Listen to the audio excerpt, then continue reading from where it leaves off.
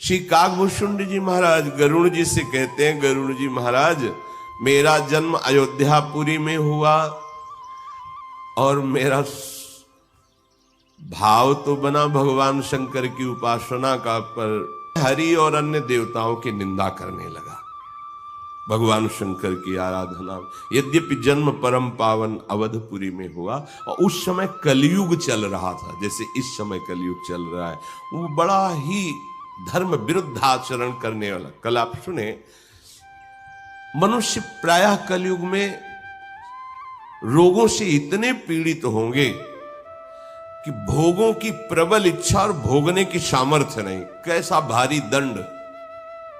शरीर रोग ग्रसित, इच्छाएं भोगों में, सामर्थ्य बिल्कुल नहीं। इसी प्रगट में दुर्गति, प्रगट में दुर्गति। बिना कारण अभिमान करते हुए, बिना अपराध के भी उसको दंड देना, विरोध कर देना,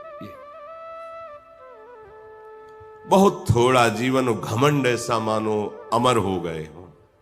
ऐसा कलयुग के प्राणी कैसे होंगे? शरीर रोग ग्रसित, भोग वासनाओं की धूम मची हुई अंदर से, और भोगने की जो प्रबल इच्छा है पर सामर्थ्य नहीं है, जल रहा है बैठे बैठे। अभिमान इतना कि साक्षात मैं ही काल हूं, सबको दंड दूंगा। जरा सी बात पे लड़ जाना, पीट देना, हिंसा कर देना। आप आश्चर्य मानेंगे, कंडा होते ना गोबर के, 5 कंडे उठा लिए किसी ने, मार डंडे और फिर जेल गए, लाखों रुपया लग गया।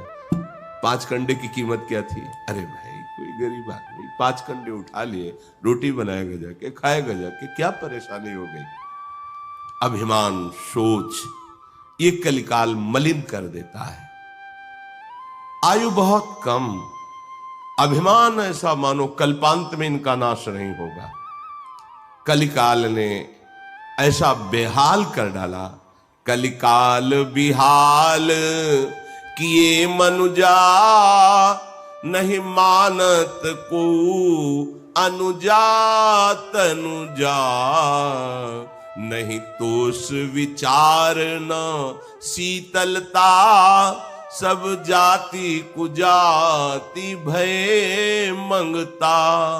ईर्षा पुरुषाक्षर लोलुपता, भरी पूरी रही समता विगता।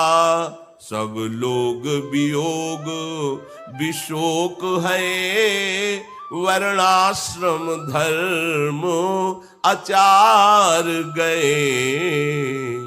हे गरुड़ जी, जब कलिकाल का स्वरूप बढ़ा तो जो नहीं होना चाहिए वो हो गया।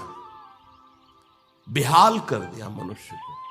पिता अपनी पुत्री को भी, भाई अपनी बहन को भी, ये सब भेद मिट गया। इतनी बुद्धि भ्रष्ट हो गई कि जिनका पोषण करना चाहिए उनका शोषण करने लगे। अब कहां जाए, भाग के कहां जाए? जो रक्षा करने वाले वही शोषण करने लगे। कलिकाल ने ऐसी बुद्धि भ्रष्ट कर दी। ये जो लिखा है तो कुछ कुछ सुनने को मिलने लगा। अभी तो 5000 वर्ष के कुछ ऊपर ही वर्ष हुए हैं। 4,32,000 वर्ष की आयु है कलयुग की। थोड़ा और उठ के चलने दो। अभी तो ऐसा मान लो 4,32,000 में कि घुटने के बल ही चल रहा है। थोड़ा खड़ा होकर के चलने लायक हो, फिर देखो इसका और आतंक।